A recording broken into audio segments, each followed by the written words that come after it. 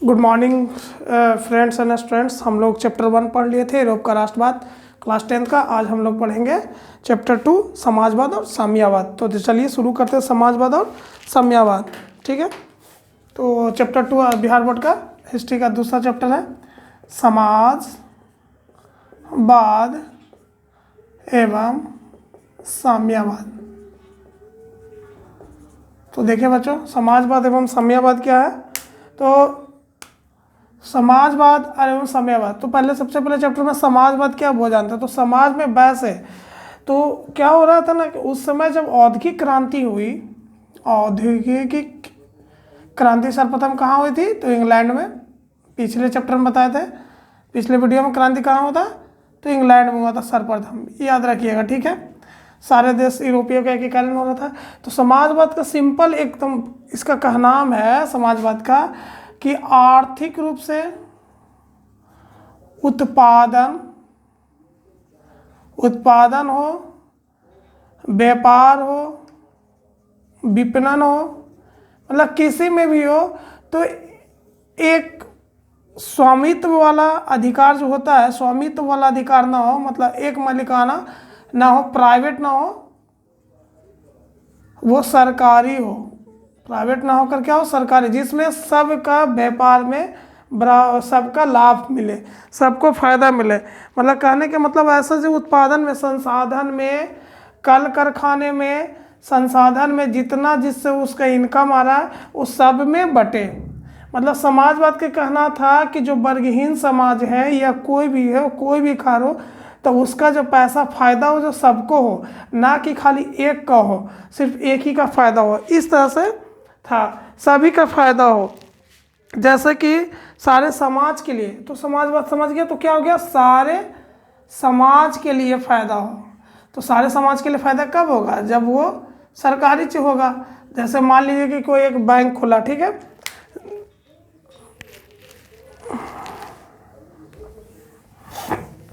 जैसे देखिए support that बच्चों कि एक बैंक खुला या कोई एक कंपनी खोले। तो कंपनी जब खोले तो उसमें क्या होगा, तीन तरह का, एक इसका मालिक होगा, दूसरा इसको चलाने वाले पढ़े लिखे लोग होंगे, तीसरा होगा इनको काम करने वाले जिनको नौकर कहते हैं। तो इसमें जब कंपनी खोले तो समाज में समाजवाद कहता है कि सबको फायदा मिले, सबको फायदा मिले, बराबर नहीं लेकिन सबको हक का फायदा मिले। लेकिन क्या हो रहा था ना कि जो इसका मालिक था, पूंजीपति था, वो सबसे ज़्यादा अमीर हो रहा था, ये अपना भरा पूरा हो रहा था, ये दिन पर दिन स्थिति इनकी दयनीय होती जा रही थी। तो हम समाजवाद में समझने की कोशिश करेंगे कि समाजवाद वैसी प्रक्रिया है जिसमें नए औद्योगिकरण के अनुसार सभी को बराबर हक मिले, सभी को बराबर फायदा मिले। जो संसाधन से हो, प्राकृतिक संसाधन या कंपनी हो या विपणन हो, किसी तरह से सबका उसमें बराबर का हक मिले। तो जैसे ही कंपनी खुला तो एक मालिक जो बना उसको हम लोग पूंजीवाद कह दिए। पूंजीवाद, पढ़े लिखे वर्ग है उसको मध्यमा वर्ग बोलते हैं, वर्ग या बुर्जुआ वर्ग। और ये हो गया आपका मजदूर वर्ग।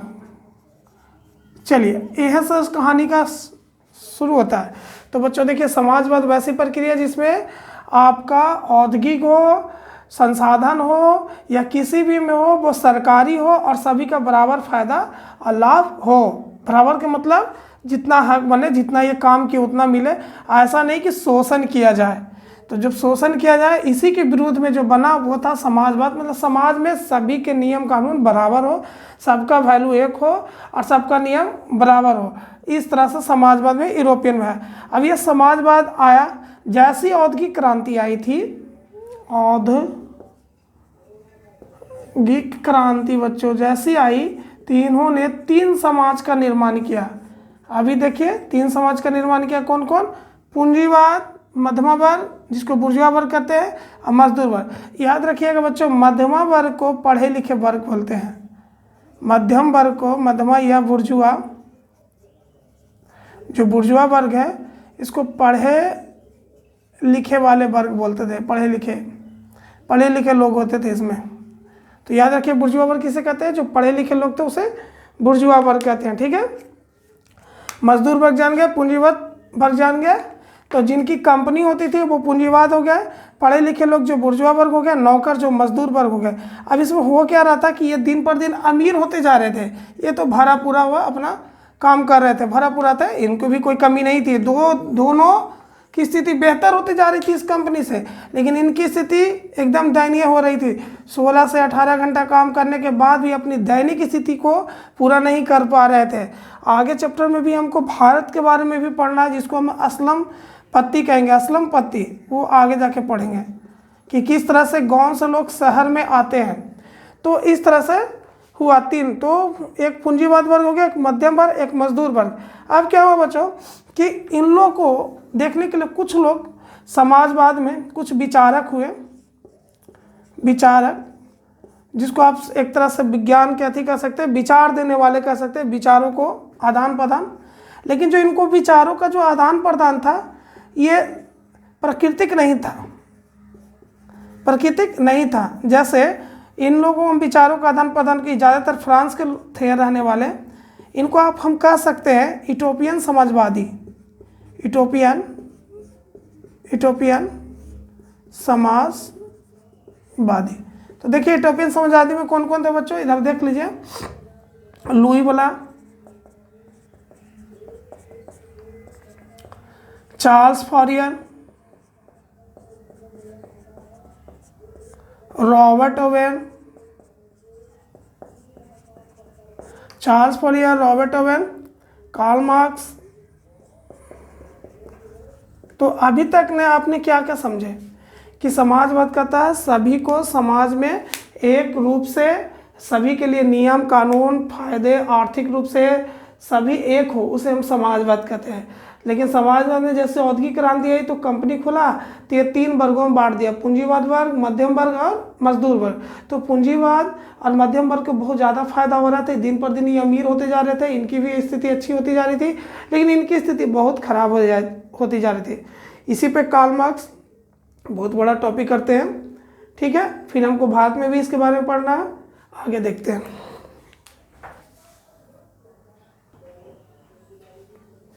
अब देखिए इसी में बच्चों एक सेंट साइमन थे यूटोपियन समाजवादी में जो भी बोल रहे थे, तो सेंट साइमन इनकी क्या कथन थी, विचारक थे, बोले तो नहीं लोग विचारक थे, विचार दे रहे थे कि देखिए ऐसे करिए। तो इनका क्या नाम था कि एक दूसरे को शोषण ना करके एक दूसरे को शोषण ना करके प्रकृति का दोहन करिए। भाई कितना करिएगा, प्रकृति का दोहन करिए, उससे फायदा कमाइए, दोहन करिए। देखिए विचारक हम क्या बोल सकते हैं, तो एक दूसरे को शोषण ना करें, प्रकृति का दोहन करें। प्रकृति का दोहन आप उतना ही कर सकते हैं जितनी कि आपकी ज़रूरतें हैं, आज ज़रूरतें बढ़ रहा है तो इतना नहीं कर सकते हैं। अगला थे जो बोले थे आपके बुक्स में चार्ल्स फॉरियर बच्चों, तो चार्ल्स फॉरियर ये क्या कहते हैं, इनकी ये जो चार्ल्स फॉरियर इनका सबसे बड़ा था कि आधुनिक व्यापारवाद के खिलाफ थे, औद्योगिक के खिलाफ थे, ये खिलाफ थे। इनका क्या नाम था कि जो किसान हैं या जो मजदूर हैं छोटे वर्ग के, वो अपने छोटे छोटे शहरों कस्बों में रहें, छोटे छोटे शहरों कस्बों में रहें, वहीं अपना काम करें जैसे काम करें, और जो किसान है फलंगस बना के खेती करें, वो जो कवर नियत होता है उसकी खेती करें। तो और जो बड़े बड़े वो शहर में रहें। तो अभी भी कुछ देश में है, तो जो छोटे छोटे हैं वो अपने छोटे शहर में रह के काम करिए, किसान खेती करके अपना काम करे, और जो बिजनेस है वो अपना आगे शहरों में बन रहा, आगे बनते रहे। तो इनका भी विचारक नहीं हुआ। उसी के बीच में एक थे बच्चों लुई वाला, दोस्त लुई वाला, इनका क्या नाम था, लुई वाला का कि एक अच्छे समाज के लिए,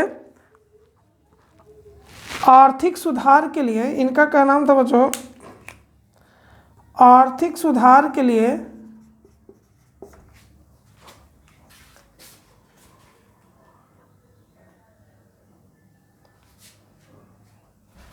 इनका क्या नाम था कि इधर लिख लेते हैं लुई वाला का कि लुई वाला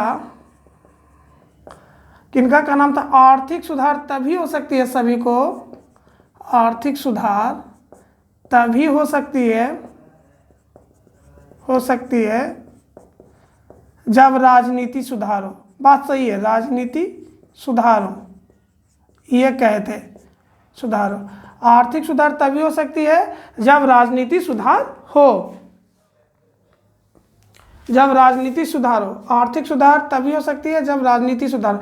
सही बात है, राजनीति अगर सुधरेगा तब वही आर्थिक सुधार होगा। जैसे अभी हम क्या बोले, सरकार क्या कर रही है, सबको प्राइवेट कर रही है। तो अगर सरकार को इतना ही प्राइवेट करना था, इनकी नीति अच्छी थी, इतना ही करना था, तो वो एक फील्ड खरीदते हैं, खेत, वहाँ पर जिले बाई जिले में एक जैसे इतना भवन बनाते उसे उद्योग एक बनाते, उसमें सारी सुविधाएं ला के दे देते, बिजली पानी का सारा का, नगर निगम का टोटल का, और फिर उसको रेट लगा के किसी के औपचारिक रूप से रेंट पे दे देते साल भर का, या उसको पूरा सेल कर देते, बेच देते कि हाँ जिनको बिजनेस करना है करिए, हम यहाँ पर आपको सुरक्षा भी देंगे।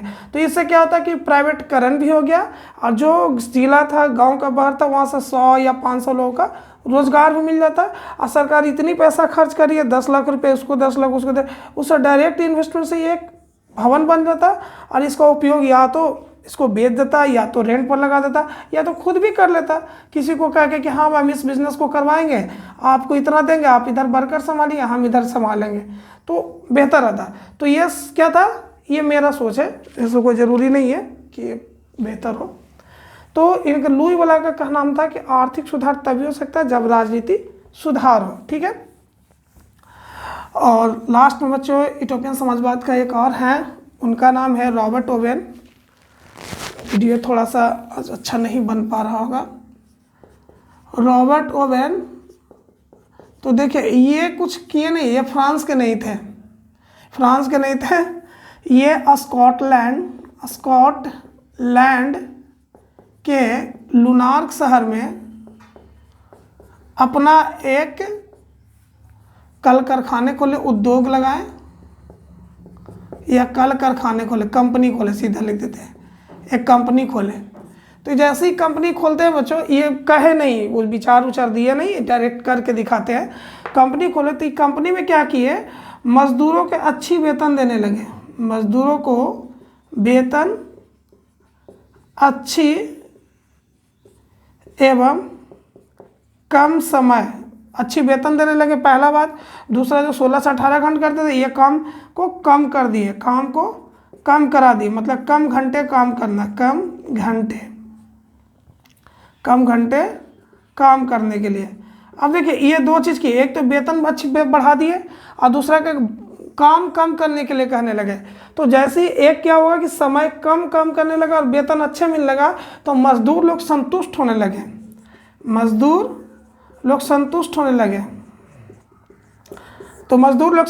याद रखिएगा, इनके लिए इनको बहुत शिकायत हुआ था कि अरे चलो वेतन बढ़ा दिया है, कम समय में काम कराता है, इसका कंपनी घाटा में चलेगा। किनको, रॉबर्ट ओवेन का, इस तरह का सोच था। तो क्या हुआ कि ऐसा ना होकर उल्टा हो गया, जब वेतन बढ़ा दिए और कम समय में घंटे कम कर दिए, जो जहाँ 16 से 18 था वहाँ 12 घंटा काम कराने लगे, 10 घंटा काम कराने लगे, तो मजदूर संतुष्ट होने लगा। तो एक निर्णय आया कि इनकी जो कंपनी थी घाटा में ना हो, उसे दुगना फायदा हो गया, दुगना तिगना फायदा में इनकी कंपनी होने लगा। तो ये बहुत अच्छा विचार दिए, मतलब ये साइंस की तरह से प्रैक्टिकली कर लिए, पहले दिखा दिए कि देखो भाई। तब ये बोलते हैं कि संतुष्ट मजदूर, जो जब सब मजदूर संतुष्ट रहेगा, संतुष्ट मजदूर ही संतुष्ट श्रमिक ही वास्तविक श्रमिक, मजदूर से अच्छा आएगा, संतुष्ट श्रमिक ही वास्तविक श्रमिक